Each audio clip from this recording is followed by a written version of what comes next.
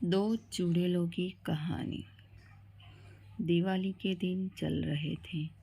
भाई दूज का त्योहार आता है। तब राजेश ने अपनी बहन और जीजाजी को अपने घर खाना खाने का निमंत्रण दिया हुआ था। राजेश की बहनें और उसके जीजाजी राजेश के घर आ गए थे। शाम के 7 बजे थे। राजेश को ड्यूटी पर जाना था, तो राजेश ने अपनी बीवी को बोला कि मैं ड्यूटी पर हाजिरी पुरवा के थोड़े टाइम में आता हूँ।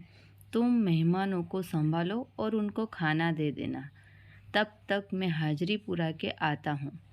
राजेश अपनी साइकिल लेके अपनी जॉब पर जाने लगा। बहुत देरी हो गई थी, इसलिए राजेश ने सोचा कि मैं शॉर्टकट रास्ते से जल्दी चला जाता हूँ, तो जल्दी से जॉब पर पहुँच जाऊँगा। तो राजेश ने खेत के रास्ते से जाने का तय किया। शाम होने के कारण बहुत अंधेरा हो चुका था। राजेश अपनी साइकिल चला के खेत के रास्ते से जा ही रहा था कि रास्ते में अंधेरे में राजेश को एक छोटा बच्चा मिलता है। उस बच्चे ने राजेश के पास अपने घर जाने के लिए लिफ्ट मांगी। राजेश ने सोचा कि उसकी कंपनी के बाहर जो झोपड़पट्टी है, ये बच्चा वहाँ रहता होगा। इसलिए राजेश ने उस बच्चे को अपनी साइकिल के पीछे बिठा लिया। फिर वो साइकिल आगे चलाने लगा। जैसे ही राजेश थोड़ी साइकिल आगे चलाई कि उस बच्चे ने पीछे से अपने पैर राजेश के ऊपर से बड़े किए और साइकिल के स्टीयरिंग को पकड़ लिया। फिर राजेश ये सब देखकर बहुत डर गया। राजेश अपनी कुलदेवी को बहुत मानता था। उसने अपने हाथ पर पंडित जी ने दी हुई रक्षा कवच का धागा बांध रखा था। राजेश डरते डरते साइकिल चलाने लगा। तब राजेश की साइकिल की चेन टूट जाती है। तो और वो दो बच्चों ने भी अब दो लड़कियों का रूप ले लिया था और राजेश के आजू बाजू में चलने लगी थी। तब राजेश को घबराहट में उसकी कुलदेवी का स्मरण करने लगा और उसने उसकी शर्ट की बाई को हाथ से ऊपर कर दिया और वो लड़की को दिखाया।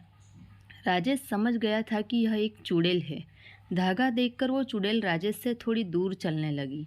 राजेश धीरे धीरे अपनी साइकिल को हाथ से आगे चलाता रहता है और वो चुड़ैल भी राजेश के आजू बाजू चलती है और राजेश को कहती है कि तू अपनी कुल देवी के कारण मेरे हाथों से बच के जा सकता है, वरना जो भी मेरी नज़र में आता है मैं उसका खून कर देती हूँ।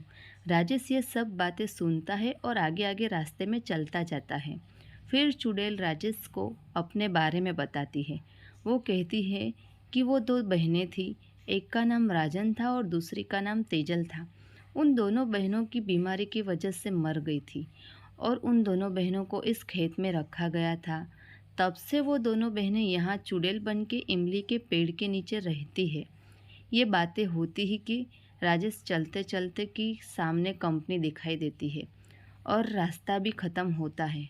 तब चुड़ैल कहती है कि मेरा रास्ता यहीं तक था, मैं यहाँ से आगे नहीं आ सकती हूँ। तुझे तो तेरी कुलदेवी ने बचा लिया और बोली कि बच के जा ही रहा है तो मेरा रूप देखता जा। फिर वो दोनों चुड़ैलों ने राजेश को अपना रूप दिखाया। उसमें उसने अपने लंबे लंबे नाखून दिखाए, उल्टे पैर दिखाए और ज़ोर ज़ोर से हंसने लगी। फिर वो बहुत लंबी लंबी हाइट दिखाई और फिर वो वहाँ से अदृश्य हो गई। राजेश बहुत डरा हुआ था। वो जॉब पर नहीं गया और मेन रास्ते से उसकी साइकिल की चेन ठीक करके अपने घर चला गया। जैसे ही घर पहुंचा तो उसकी हालत बहुत ख़राब हो गई थी।